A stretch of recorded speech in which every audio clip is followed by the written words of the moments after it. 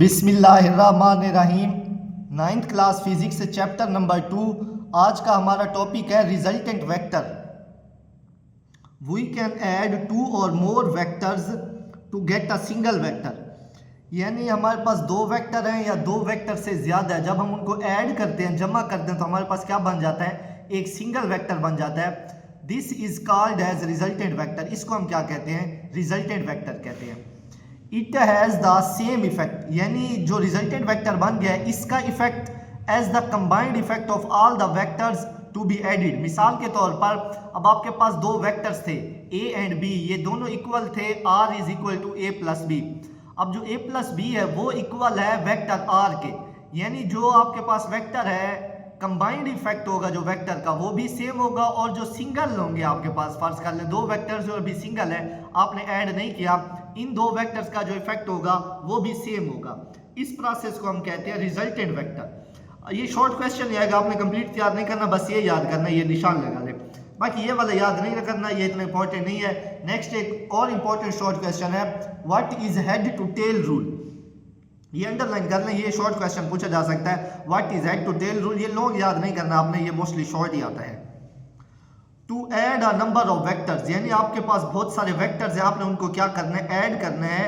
Redraw their representative lines, आपने क्या करना है? उन वेक्टर्स की रिप्रेजेंटेटिव लाइंस ड्रा करनी है, such that the head of one line coincide with the tail of other. अब फर्ज कर लें इस डायग्राम में देखें, मैंने ये एक वेक्टर ड्रा किया हुआ है, ये जो नीचे लाइन ड्रा की हुई है, इस वेक्टर को मैंने नाम दिया है ए का। ये जो दूसरा वेक्टर ड्रा किया ये वाला, इस वेक्टर को मैंने नाम दिया है बी का। ये जो तीसरा वेक्टर ड्रा किया इसको मैंने नाम दिया वेक्टर आर का। अब यही हमारे पास क्या है? नंबर ऑफ वेक्टर्स है। कितने वेक्टर्स हैं? 3 वेक्टर्स है। अब हमने इनकी रिप्रेजेंटेटिव लाइंस भी ड्रा कर दी, यानी ये रिप्रेजेंटेटिव लाइन है ए वेक्टर की, ये रिप्रेजेंटेटिव लाइन है बी वेक्टर की, और ये जो है ये रिप्रेजेंटेटिव लाइन है रिजल्टेंट वेक्टर आर की। अब इस लाइन में देखिए, हेड ऑफ वन लाइन। अब ये जो पहली लाइन थी ना, अब ये जो मैंने लाइन ड्रा की थी ना, ये वाला जो पॉइंट था, इस पॉइंट को हम नाम देते हैं टेल का। ये जो डायरेक्शन में, यानी ऐसा पॉइंट जो डायरेक्शन शो करता है, इसको हमने नाम दिया हेड का। वो यही कर head of one line coincide with the tail of other. अब ये वेक्टर ए था, ये जो मैंने नीचे लाइन ड्रा की है, क्या ये वेक्टर ए है। अब इसकी जो इसका जो हेड है वो किससे कोइंसाइड कर रहा है? वेक्टर बी की टेल से। वो भी यही कर रहा है, head of one line coincide with the tail of other, यानी हेड ए का किससे कोइंसाइड कर रहा है? बी की टेल से।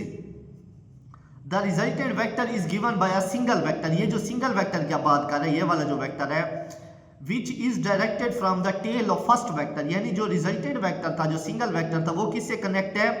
टेल ऑफ फर्स्ट वेक्टर से। ये देखिए क्या है? Tail of first vector. ये किससे जुड़ रहा है? Tail of first vector to the head of the last vector. Last vector हमने क्या ड्रा किया था? बी ड्रा किया था, इससे ये कोइंसाइड कर रहा है। इस प्रोसेस को हम क्या कहते हैं? इसे कहते हैं head to tail rule. Next topic है हमारे पास रेस्ट एंड मोशन। जिस तरह हमने हेड टू टेल रूल पढ़ा, ये भी शॉर्ट क्वेश्चन है। रेस्ट एंड मोशन ये भी शॉर्ट क्वेश्चन है, आपने सारा तैयार नहीं करना, बस हम इसकी डेफिनेशन पढ़ते हैं। If the body does not change, यानी कोई भी बॉडी है वो अपनी पोजीशन चेंज नहीं कर रही, change its position with respect to its surrounding, it is said to be at rest. यानी कोई भी ऑब्जेक्ट है या कोई भी चीज है वो अपने इर्द गिर्द के हिसाब से अपनी पोजीशन, अपनी हालत चेंज नहीं कर रही, उसको हम क्या कहते हैं? उसको कहते हैं ये जो ऑब्जेक्ट क्या है? रेस्ट में। जैसे आप ये डायग्राम में देख सकते हैं, ये एक बाइक है, बाइक के ऊपर एक लड़का बैठा है, ये अभी बाइक मूव नहीं कर रही और लड़का भी क्या है? उसके ऊपर आराम से बैठा है, मूव नहीं कर रहा, तो हम कह सकते हैं ये किस हालत में है? ये रेस्ट हालत में है। आप एग्जाम्पल ये देंगे, book lying on a table, जैसे कोई टेबल है उसके ऊपर आप बुक रख दें तो वो पड़ी रहेगी, यानी मूव नहीं करेगी, तो हम कह सकते हैं जो बुक की स्टेट है वो किस स्टेट में है? रेस्ट की स्टेट में है। तो आप डेफिनेशन करेंगे और एक एग्जाम्पल देंगे। नेक्स्ट डेफिनेशन है ये वाली, मोशन की ये डेफिनेशन है। If a body continuously change, continuously का मतलब होता है मुसलसल, चेंज का मतलब होता है तब्दील करना, its position with respect to its surroundings, it is said to be in motion. यानी कोई भी ऑब्जेक्ट है वो अपने इर्द गिर्द के हिसाब से मुसलसल अपनी पोजीशन को चेंज करे, तो इसको हम क्या कहते हैं? इसको कहते हैं ये मोशन में है। अब आप इस डायग्राम में देखें, ये लड़का है बाइक पे बैठा और बाइक क्या है? बाइक चला रहा है, तो ये मुसलसल अपनी पोजीशन क्या कर रहा है? चेंज कर रहा है, तो हम कह सकते हैं ये जो लड़के की हालत है किस में है? मोशन में है। आप इसकी एग्जांपल सिंपल ये दे दें, मूविंग कार, जैसे आप रोड पे देखते हैं, जैसे गाड़ी है वो मूव कर रही है तो वो किस हालत में होती है, मोशन की हालत में होती है। ये डिफरेंस बिटवीन भी पूछा जा सकता है, सिंपल शॉर्ट क्वेश्चन भी पूछा जा सकता है, तो आप डेफिनेशन और एग्जांपल करेंगे। नीचे आपसे ये शॉर्ट क्वेश्चन पूछा जा सकता है, how rest and motion is relative. ये जो रेस्ट एंड मोशन है ये एक दूसरे से किस तरह रिलेट करते हैं, किस तरह एक दूसरे से मिलते जुलते हैं। द स्टेट ऑफ रेस्ट और motion of a body is always relative, यानी जो रेस्ट एंड मोशन है वो हमेशा क्या करते हैं, एक दूसरे से रिलेट करते हैं। फॉर एग्जांपल, मिसाल के तौर पर, a person standing in a compartment of moving train, यानी एक चलती हुई ट्रेन है, उसके कंपार्टमेंट में एक लड़का खड़ा है।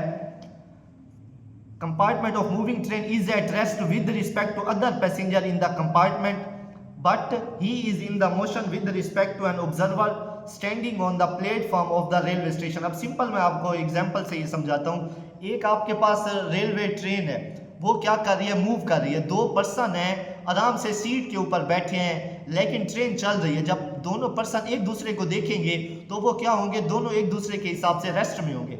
और एक तीसरा पर्सन है जो ट्रेन से बाहर खड़ा है और ट्रेन क्या कर रही है, मूव कर रही है। वो ये देखता है कि वो खुद रुका हुआ है लेकिन ट्रेन क्या कर रही है, मूव कर रही है। तो जो बाहर पर्सन खड़ा है उसके हिसाब से जो ट्रेन है वो मोशन में है। अब जो दो पर्सन अंदर बैठे हैं, सीट के ऊपर बैठे हैं, वो दोनों पर्सन एक दूसरे के हिसाब से क्या है, रेस्ट में है। जो बाहर बंदा, जो भी पर्सन खड़ा है, उसे देख रहा है कि उसके हिसाब से वो क्या, उसके हिसाब से वो मोशन में है। तो हम कह सकते हैं जो state of rest and motion है वो क्या है, रिलेटिव है। ये आप निशान लगा लें या पूरा पैराग्राफ लिखेंगे। ये शॉर्ट क्वेश्चन भी आपसे पूछा जा सकता है बोर्ड में। इंशाल्लाह हम अगले लेक्चर में टाइप्स ऑफ मोशन को कवर करेंगे।